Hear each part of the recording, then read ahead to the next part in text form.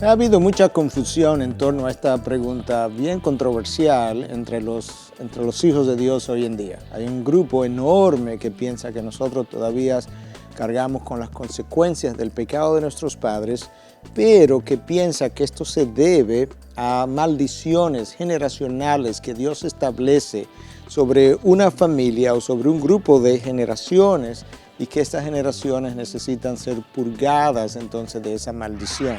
La realidad es que la palabra de Dios enseña algo completamente diferente, pero hay una relación entre lo que es la próxima generación y el pecado de los padres, pero no es vía una maldición generacional que es pasada a través de los genes, sino las consecuencias naturales que una generación copia de la generación anterior. Por ejemplo, si un hijo se cría en un hogar con un padre alcohólico, y luego él sale alcohólico, eso no es una maldición de alcoholismo, eso es un patrón que él vio en su casa, que él copió, donde él fue expuesto a un vicio desde temprana edad, donde a él se le brindó probablemente alcohol desde temprana edad y ahora él quedó afectado por una consecuencia del pecado de su padre, pero de manera natural.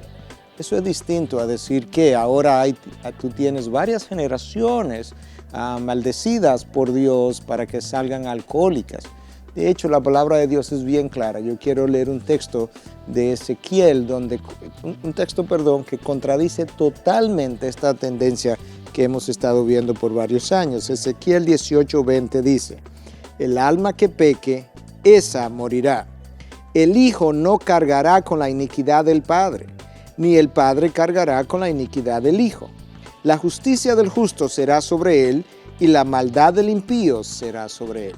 Dios juzgará a cada individuo de acuerdo a su justicia o santidad, o de acuerdo a su iniquidad.